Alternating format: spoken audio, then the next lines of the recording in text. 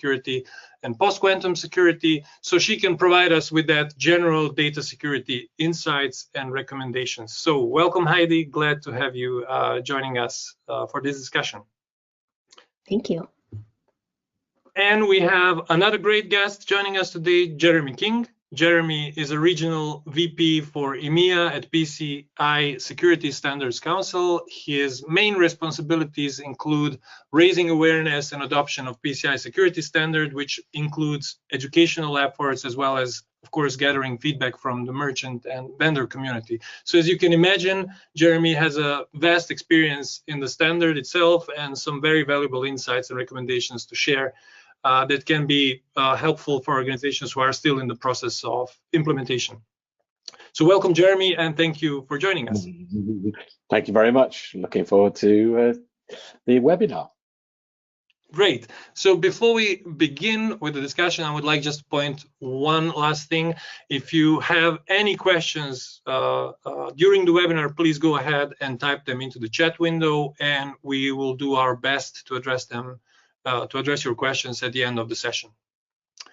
Okay, great. So PCI has introduced many changes in version 4. So to kick off the conversation, Jeremy, could you perhaps summarize what are the biggest changes in the version 4? Yeah, absolutely. And thank you very much. Let's start with an easy question. So PCI DSS version 4 really took something like 4 years to draft. And essentially, we hadn't done an update, a major update to one of our standards since 2013. So you can imagine that quite a lot of technology had changed and quite a lot of the ways we go about doing things had changed. So we really needed to bring ourselves really up to speed. There was 1 or 2 requirements where we were, let's say, a little behind. So classic of that is our passwords. Now, I know I can talk to security experts and they would say, you know, you shouldn't use passwords, you should use other forms of identification. And I totally agree. But I also know I live in a world where I'm expected to use passwords. So passwords are still very much part of all our lives. And now we have increased the size of the number of characters that you have to have. And this is one of the requirements that we will be becoming in full force after the 31st of March, and we've increased that up to 12 characters. Now, 12 characters is the minimum. Our standards are always set the minimum bar. So if you use 13 characters, you're in compliance. You're using more than 12. If you do 15, 18, 20, whatever, you know, you can always do more. If you don't use passwords at all, but use other forms of identification, authentication, that's equally fine. But in the password world, we know we live there, so we've set our standard now at 12 characters. We also know that people still use old equipment, and old equipment, sometimes they just can't cope with 12 characters. So in those instances, we're saying the absolute minimum where your system only allows it is 8. If it can't cope with 8, it's time it went in the skip. I'm really sorry. So that's one of the changes. Another change we've made is really around the actual scope. One of the things that we've always talked about within the council and never had a requirement around until now is actual scoping. And scoping 12.5.2 is a new requirement and basically says you need to understand where your card data is within your organization. Now, that's a very, very easy thing to say and quite a difficult thing to do, depending how complex your network is and how many other sort of web addresses and systems and servers you have. I remember talking to a merchant once and he said, in essence, every stone I lifted up had 100 card data underneath it. So understanding where you have card data and how you're going to go about protecting it is really the first step. So understanding that with a good scoping process is really, really key. Another one, I'll finish at 3, we'll come back to some more, I know, is around authentication. And one of the things over recent releases of the standard we've been looking at introducing is something we call multi-factor authentication. So essentially, we know in the early days, we were all about trying to keep the criminals out. And nowadays, we know the criminals are going to find a way in. So what we want to do is we want to make it really, really difficult for the criminals to move about your systems and networks. And we do this by using multi-factor authentication. If they've got to keep authenticating themselves, then the chances are they won't have that information. So by ensuring and bringing in multi-factor authentication across the board, we're improving the chances that your organization is not going to get breached. And that's what we want. We want to protect your customers' data. So there's just a few things. There's a couple of other areas I will come back to and cover later on. Okay, great. So password length, where's the data, sensitive data, basically the scope, multi-factor authentication, great. So, and do you see currently any kind of trends in terms of the adoption? So are there any kind of organizations that are leading in implementation and some kind of organizations that are struggling? And what do you think are the reasons for that? No, absolutely. Some of it comes down to very simply, when do you start? When did you start? So one of the things the council has always done is always given a pre-release of the standard. So we released the standard in 2022. It never came into force until 2024. So we give people time. Some people use that time wisely, and some people unfortunately don't. So if you've left it until the last minute to start picking up and looking at DSS 4, you will find there's some challenges in there, because we knew when we were coming into this, there were going to be some requirements that would take time, that would need time for you to get the processes and procedures and systems in place. Another example is we put a new requirement around full disk, about disk level encryption, because what we realized was that sometimes when large amounts of cardholder data were being encrypted, then at the disk level, it may only need one person with one format to be able to decrypt that disk, and then it would sit unencrypted on a system. We're like, no, you can't do that. That's not secure. So certain things like that, which are affecting systems and affecting how you're using your systems, need a little bit of time. And so we've tried to correct that within that. Other areas where we're constantly listening to our global community, and one area where we've been paying close attention, and if you've been following PCI DSS closer, you'll have seen this, is we always have something we call self-assessment questionnaires. So essentially what we do is you have all of the requirements, but then we look at this and go, okay, if you're a merchant working in this particular field, let's say you're just working in e-commerce, then you don't need, some of those questions in the full set of requirements aren't going to apply. And so what we did, and what we always do, we look at those self-assessment questionnaires and think, what questions do we really want to include? What do we need to include? Scoping was one. And what we did with this one is we put in 2 new requirements, which were very pertinent to how we were being attacked, relating to scripts and script authentication. We were seeing the major cart attacks that were causing us a lot of problems. So we put in the requirements around script authentication into what we call self-assessment questionnaire A, which is for e-com. A lot of merchants and a lot of acquirers came back to us and were like, we're struggling to get the solutions in place. And so we listened very carefully at that, and over the time we were hoping that solutions would come, especially for the small merchants. And really this is focused at the small merchants. And actually what we found, that we weren't going to get that solution in a cost-effective, timely manner. And so just recently we released an update to self-assessment questionnaire SAQ-A that removed 643 and 1161, which are the 2 requirements around script authentication, just in SAQ-A. I must reiterate, just in SAQ-A.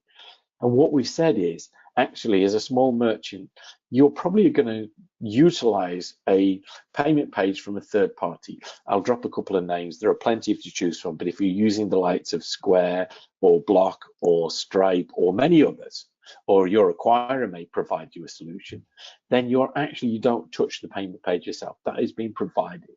And in that instance, what we're expecting is that third party will provide the small merchant the confirmation that, yes, our scripts are secure, so you're okay.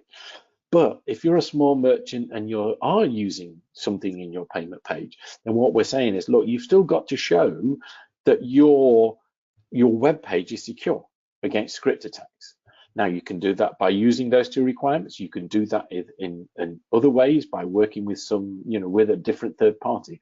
So we've tried to reflect the situation we are hearing from our global stakeholders, from the community, that said, look, small merchants have got a bit of a gap here. Okay, we've listened, we've reacted. So we haven't, we've taken those out, but we're still expecting there to be good levels of security.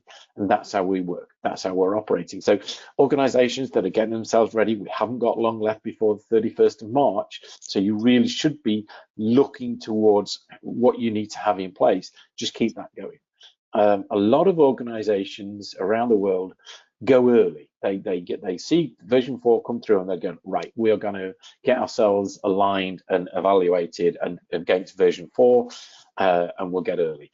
So we know from the feedback from those organizations that have been doing that so far, they haven't had massive issues. There are new things coming through, and certainly the ones where the future dated requirements, some of those have needed them to do some work, but in general things have been running quite smoothly, and we're quite pleased about that. We'll continue to monitor it, and if people do get in trouble or do have challenges, then talk to your acquirer, talk to your assessor, and talk to the council, and we'll see. We'll try and figure out what's going on. But we're quite comfortable with the new standard. We're comfortable with the new requirements coming through, and it's now basically time to start using it. Okay, great. Like a lot of useful information. So if for those companies who are a little bit late now in the process, what would you recommend? Which would be the first things to start with to do something in order to address the biggest amount of requirements? Yeah, that's a really, really good question. And I'm really pleased that toward the end of January, we released an updated version of our prioritized approach document. The prioritized approach document, we've had it for a while. And basically what that does is we've gone through all of the requirements and go, okay, this is the one you should do first. This is the one requirement that you should start with that's going to reduce your risk and basically improve your security. So we've updated that to reflect version 4. And essentially is, if you're late to the party, if you're just started, it's free to download on our website. Go on our website, go and download the prioritized approach document and the prioritized approach reporting template, and just start using that and going through with it, going through it. The other thing as well is, if you look at the requirements and see whether there are some in there that you're going to struggle with, then those are the ones you also need to address, such as the script authentication, the multi-factor authentication, the scoping, the disk level encryption. There are 51 new requirements coming through. Some people will have different challenges than others. Some will be, I've got no problem with that, but in another area they'll be like, oh, that's going to be a challenge. So you do need to do really a risk analysis. Do some assessment and see where are your challenges, so you can focus your efforts on that. But if you're really starting from scratch, the prioritized approach is a great document. Okay, great stuff. So Heidi, in the latest version of DSS, there is a big emphasis on strong data protection. For example, use of strong cryptographic algorithms. And this is not something that is only relevant for PCI compliance, right? But also for more sustainable data security in general, right? Absolutely. If we think about more sustainable data security in general, I mean, obfuscation of your data is one of the key approaches to protecting it. So if you're looking at PCI, requirement 4 covers that piece of it for strong encryption and different aspects of it as well, like whether it's to encrypt it before you transmit it, encrypt the session over where the data is getting transmitted, maybe both as well, and considerations for how you're handling the keys, certificates, and even having that inventory of keys and certificates as well. And I think what's really notable also about this version of PCI DSS is the mention of cryptographic agility. So that's been something that I've been watching really closely, helping organizations with as they're planning for their post-quantum security migrations. And PCI is, I believe, one of the first, or at least one of the earliest types of standards I've seen that have actually called this out. So to Jeremy's point, like some folks have gotten started on this early when it first came out and noticed it as well, but this is not an easy thing.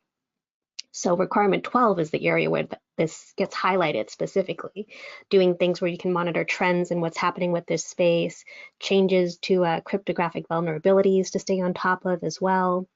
And then a key thing around being able to inventory the algorithms in use, the purpose and where it's used as well. These are all things that are also going to help you to lay the groundwork for your migration to post-quantum cryptography. So this is a great thing for everybody. And what I love about it is how prescriptive PCI gets with all of this as a way of giving people a way to get started. Yeah, that's quite good. I mean, in terms of some other regulations are not so exact, right? So one of the new requirements, and I think Jeremy mentioned that already in his first answer, is that now all users accessing cardholder environment needs to use multi-factor authentication, right? And from your research, Heidi, like and your client conversations, obviously, why is multi-factor authentication so challenging to implement in enterprise systems? It tends to, I think, circle around maybe two different types of key challenges. One is that if we consider, not everyone is running on like a modern infrastructure and applications within their environment. A lot of organizations, especially if you've been around for a while, you've got a bit of a Frankenstein of really old things, the legacy systems, as well as the newer ones as well. So there may be the situation you run into where this older system does not support a modern MFA solution. So that requires some workarounds to handle or maybe additional security tools to think about. The second challenge, I think, it comes down to the people, right? Because this is something that you're putting in front of somebody who's trying to do their job. It could potentially change their workflow in a way that they feel is disruptive. Maybe there's friction with the use of it as well. So that can be something that can cause a bit of resistance. So there's an element here of being able to support the users in using MFA. Why are we doing this? How do you use this? And then also having IT be aware of this to field those initial questions as you're rolling it out to get people used to this. Yeah, I mean, we also see the similar picture in terms of those older systems. Like, for example, a lot of our customers are using HP non-stop systems that are kind of standard in the payment still, and adding MFA to those systems is not always straightforward, and that's why we have also expanded our capabilities to support that, right? Mm-hmm. Okay, maybe like we talk a little bit about the topic of risk-based approach and flexibility. So organizations now can tailor their security controls on their unique risk profiles rather than strictly, one size fits all model. And the introduction of that customized approach, I think, is interesting for a lot of people. So, Jeremy, could you please explain the major differences between customized approach and compensating controls? No, absolutely. And I think just to relate this to some of what Heidi was saying there, one of the other things that we're also seeing is a massive change in the use of technology within organizations and a major shift towards using the cloud. And this is no longer using the cloud as just another server. This is data being bounced around all over the place. And in part, this is what caused the council to have to look towards creating a customized approach, because as Heidi said, our requirements are very specific. They're very scripted, and so what we found was, or what we were finding was, certain of our stakeholders were coming back and going, the way that we use this particular data in this particular way just does not fit in with this requirement. It doesn't meet it. But we understand what the security weaknesses are, what the security risks are, and therefore we are confident that even though we can't meet the requirement as it's written, we're meeting the intent because we're doing all of these extra steps to show it. And when you get some of the biggest stakeholders in the world coming and saying that, you think to yourself, hey, okay, we need to allow a way then where, because we can't stop technology, people are going to use technology, so we had to adapt, and we're like, okay, we'll adapt then.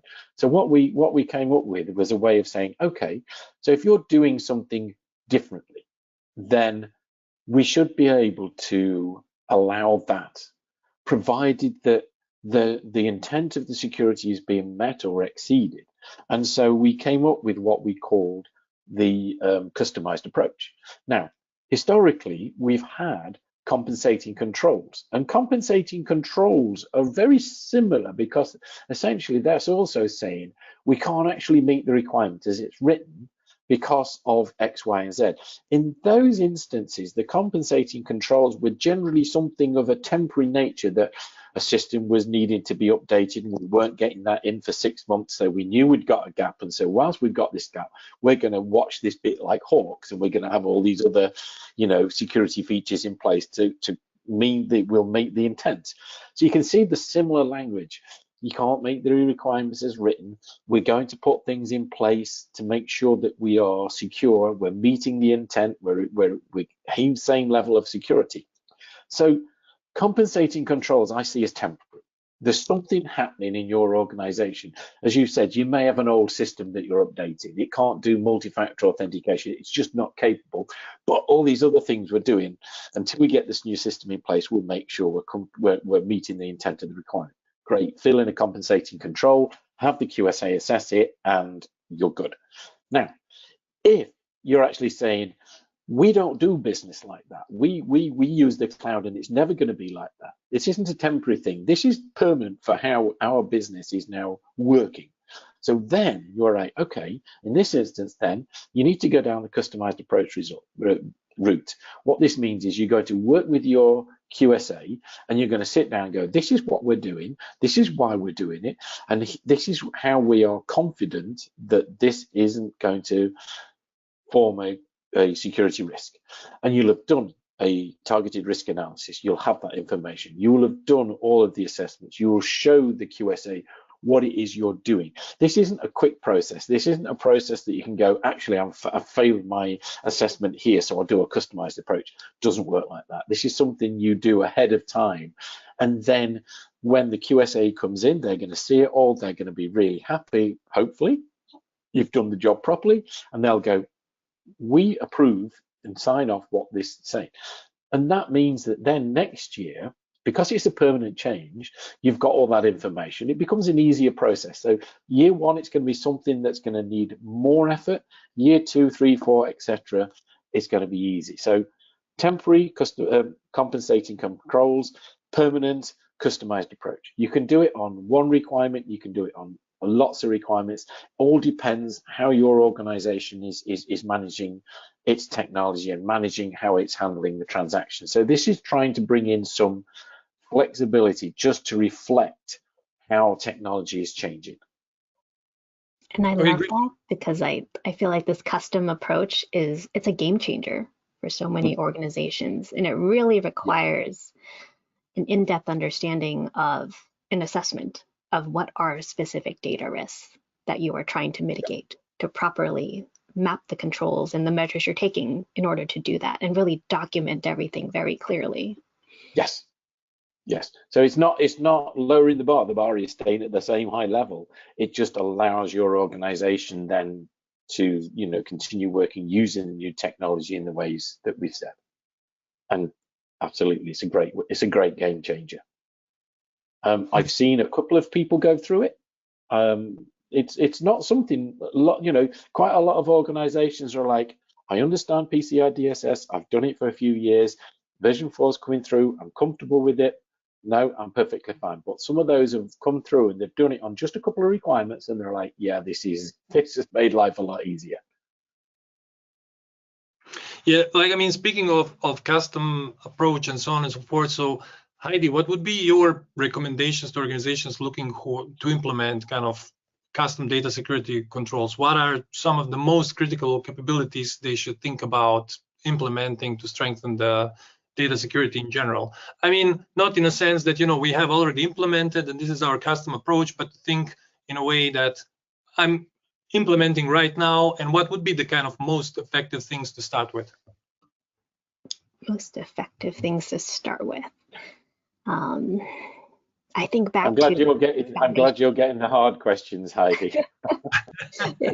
It's deceptively difficult, because if you're thinking of the really foundational things that you must start with, and this also goes back to Jeremy's point earlier about scoping as well. Like I talk to a lot of organizations about the capability to discover, to identify just where is your sensitive data. I think that is a very key capability to have, the ability to classify it as well. Is it sensitive? Is it not? Is this carded holder information, or is this not? Or is this something else? Is it intellectual property? Like, these are foundational elements, but it's very, very difficult, especially if you think about how distributed everything is, where data is going everywhere. You've got copies of data in different places. It's a whole effort to first identify it, but second, to do that cleanup, and then also think about applying controls. And oftentimes, the approach here is that you want to do these things in parallel, because if you're waiting to really fully uncover and identify everything and discover it and classify it before you move on, that's likely not going to happen, and it's going to keep slowing you down because the volumes of data that you have it's going to continue to grow. And today I also see a lot of buzz around data security posture management, and I think it's for good reason, because people are struggling to really understand and have visibility into data and into data risk specifically, because this is going to help, once they have that understanding of risk, give them that roadmap of what it is that we need to do next. So I think these are core things that every organization needs to focus on to start building further capabilities. Because once you understand risk, then you can start to think about what are those appropriate controls that are going to have maximum impact. And I think one of the real key things that Heidi said there is this securing data. A lot of people think, I've got to do PCI DSS, and then I've got to do ISO 27001, and then I've got to do cybersecurity, and I've got to do data security. No, data security, just understand what your needs are from a data security perspective. Understand how the criminals are attacking us. The criminals are using cyber tech, the cybercrime and techniques there. We're seeing an awful lot of ransomware where they're coming in and then trying to either just encrypt everything or just insert malware to steal data. So coming right back to the start of what Heidi was saying, your cryptographic techniques, your cryptographic housekeeping need to be really good, and that just applies across the board. You'll meet, if you sit down and go, right, what are our key things from a security perspective we need to focus on for our organization, for protecting our data, our customers' data. You'll find when you've gone through that, you'll be ticking boxes. You'll be meeting most of the PCI DSS. So it is really understanding your security right across the board, because it is so important to get your crypto techniques right, your data security technique right, your management, your risk assessments. All of it adds up to this overall data security, and that's what you need to be working on today. Mm-hmm. And getting to least privilege as fast as you can when it comes to accessing data. And I still want to reiterate that point about cleaning up your data as well, because it's really easy to want to hang on to data for as long as possible, but not all of it has that value years and years from now, especially if we're talking about certain types of cardholder information that maybe you just really needed it for a transaction, and maybe it's not really of use a year from now. So that's something to consider. Is this something that the organization can delete, to get rid of, dispose of, so that it is no longer within scope for you to have to protect and do anything about? At a certain point, the data becomes a liability the longer you hang on to it if it has no use. Two more cracking points, Heidi. So I'm jumping in again, Mercer, because these are so critically important points. One is we are terrible at removing privileges. So we in this modern world, we get promoted or we get moved to other areas, and we like gather privileges, and we don't tend to lose them. So in an organization on an annual basis, and this is a PCI requirement, do a check. Does that person still need all that access? Are they still involved in the payment data side, or have they moved into, have they been promoted, or have they been moved into another area? They don't need it. You remove those privileges. And then as for, oh my goodness me, since day one of the council, we've always been saying, if you don't need it, don't store it.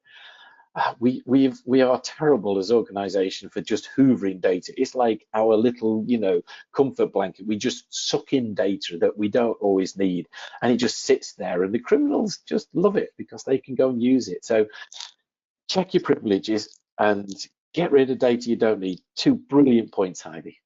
Yeah. Privileges. They're not Pokemon. You don't have to collect them all. They do. Yeah, I mean, like very often, at least, compliant to one specific regulation sometimes is seen as a burden, right? But as we have discussed right now, addressing specific, especially data protection requirements can help me strengthen the security posture and so on and so forth. So do you see, like Jeremy, do you see from your perspective, from PCI perspective, that some other long-term benefits of PCI DSS just beyond that meeting the compliance, I mean? Oh yes, absolutely. It's a good data security standard. It's recognized, thankfully, because of an awful lot of hard work by a lot of people, and and it's used around the world. A lot of the regulators are very comfortable that this is a good base level for data security. So use it as a way of looking at your company and seeing how are we protecting data. There's a really good set of requirements across a wide range of areas for your organization. So having that understanding of what's important for your organization, especially as we move into this more connected world. One of the things we're beginning to see within the council is that companies that had nothing to do with payments, that are connected to the company that is working on the payments, where suddenly we're finding the criminals were able to gain to the payment data through this third party, this fourth party, this connected party, because they were like, yeah, we need to monitor that particular piece of equipment to see if it's working fine, or we need to monitor how this data is being used. And suddenly they were being connected into areas where they should have been aware that they had access to card data, and if they need it, they then need to understand they've got a responsibility. So we're using, in the early days of payments, it was a very easy model. I had merchants, acquirers, issuers, and the brands, and that was it. Now we have so many other organizations in the payment life cycle providing some fantastic services. They're doing a lot of really great things. They can either make the processing easier, but every company that comes in and touches this payment data has a responsibility, and you need to know who has that access. And this is back to the scope. Who is touching all my data? Where is this data going? Especially in the cloud, it's like, how many other parties are playing with this? So, and then you've got to start asking, so what are you doing? Are you secure? Are you PCI DSS compliant? Have you taken this security seriously? Because I'm putting all my customer data through you, so I want you to be responsible as well. And a lot of them will be going, yes, we take security very seriously. Here's our PCI DSS compliance, and that then you're in a position of understanding, who's responsible for the security of the data as it goes through the chain. And again, building that up is important for everyone's sake. So it's a changing world with technology, and new technology is always coming through. We're always playing catch up, but working with the stakeholders, understanding who's in your life cycle, who can touch the data, helps you build up this picture of data security. Yeah, so basically getting even better visibility into the data landscape and better data governance, right? Oh yes, definitely.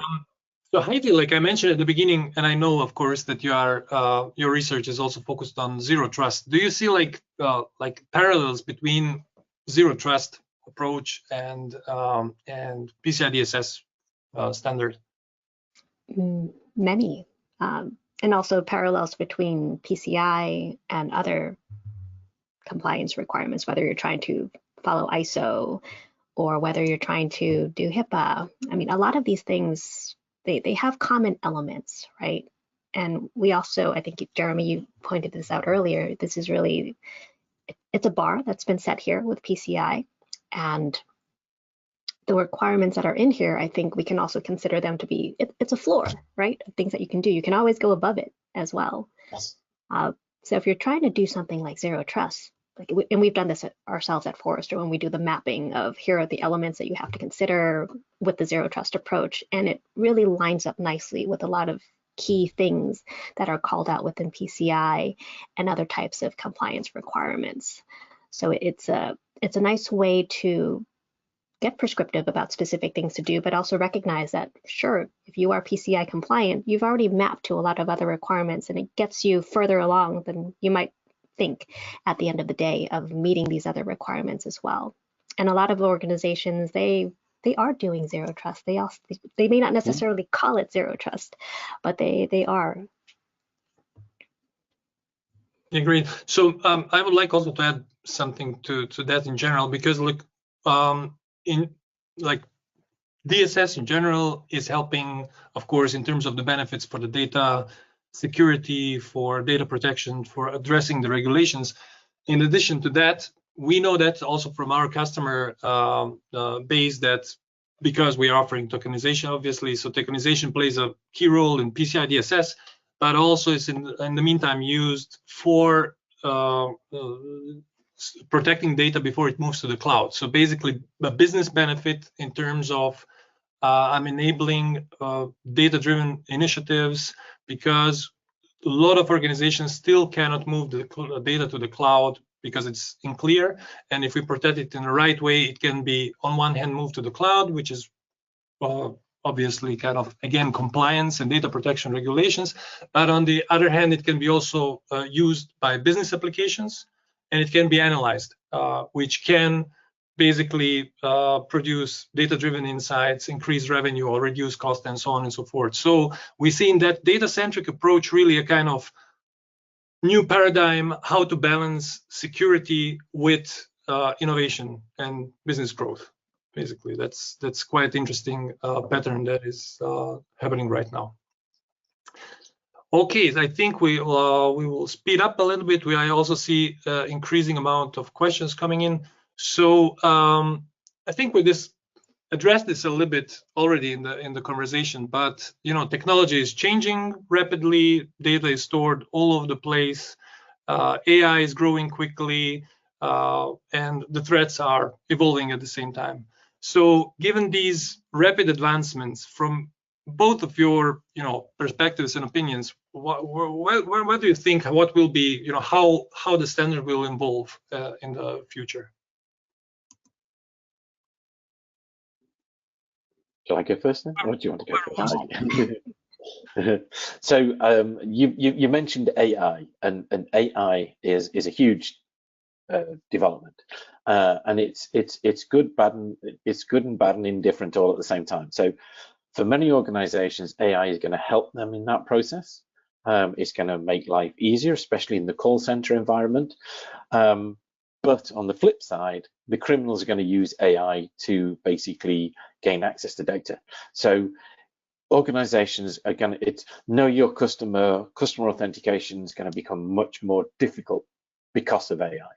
So it's understanding that whilst it's also going to be a fantastic tool for improving how the customer experience is in your organization, you need to understand how the criminals are also going to use it against you. I would agree. I'm latching on and thinking about just the implications that come from all of that. It's two sides of the coin when we're thinking about AI here, because I am seeing some advances in technologies, for example, for data discovery, classification, that AI is helping to improve the accuracy and make it better and function better, which is really exciting. We're seeing AI come in various security tools to help the practitioners with things like investigating incidents. That's another benefit to come. Still some things to work out. We're early days in a lot of these areas, but it's interesting to see how this functionality or this capability is getting embedded within different types of security technologies.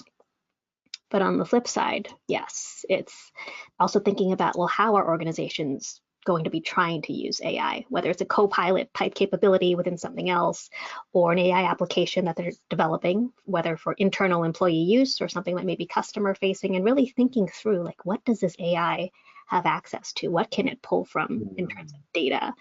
So that's bringing me back to some of those previous points about what are the core capabilities you have to build. It's understanding that data, but it's also controlling the access to it, whether it's a human that's trying to access this data, or in the future, or maybe even now, like an AI that's trying to pull from it. I've seen a lot of interest over the last year in capabilities around data access governance as a way to get that initial scope and control in place for using AI. Okay, great, thank you. As I said, we have like questions coming in, so let me okay, so first question, I will read it out loud, and then please, Heidi or Jeremy, just pick one. So we are a SEQA organization. Does the scope of the storage of credit card information only apply to consumers, or does it also include employee credit card data? So the answer to that one is very much depends. And it depends on whether or not that employee credit card data is a corporate credit card or their own personal credit card. If it's their personal credit card, absolutely, that's in scope. If it's a corporate credit card, you will need to talk to the brand that issued you that card, whether that's MasterCard, Visa, etc., to see what their expectations are for your security requirements around that. So that is a bit of a compliance issue one there. Okay, cool. Next question is, what do we need to be compliant before the deadline? Where and when will enforcement start? So enforcement starts on the 1st of April, but it depends when you do your, so most people do an annual validation against PCI DSS. And so if your annual validation is the 1st of April, then the 1st of April, you will do all of the new requirements. If your validation is not until March 2026, because you did it in March 2025, that will be the point at which you will next do your next validation will be when you do version 4.0.1. What I would say to you is, between then and now, whenever your next validation is due, then you need to make sure that you're ready. So use the time, as we said right at the start, use your time to get ready. So if your next validation is in July, then you better start doing some work just to make sure you can see how ready your organization is and where some of the challenges are going to be, so you can give them a bit of focus. So doing that full gap analysis as soon as you can, even now. Don't wait until the 1st of April. Start doing the gap analysis now to see what it is you're going to need to get in place by the time you're going to get your next compliance assessment. Okay, thank you, Jeremy. And I think we have time for one more. So has password rotation standard also changed?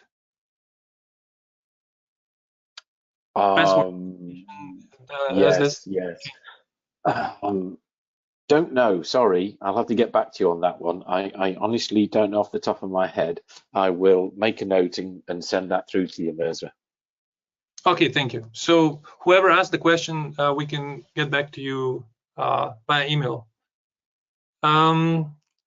Okay, so I think that's it for today. I think the discussion could continue for a couple of hours, but like we only have 45 minutes. So thank you so much, Heidi and Jeremy. It was great talking and also learning from you, and also big thanks to the audience and also for the questions. I hope you found the session helpful and gained some insights for your own PCI journey. So I wish you all the best and look forward to seeing you soon. Thank you and take care. Thank you for having me. Thank you. Bye-bye.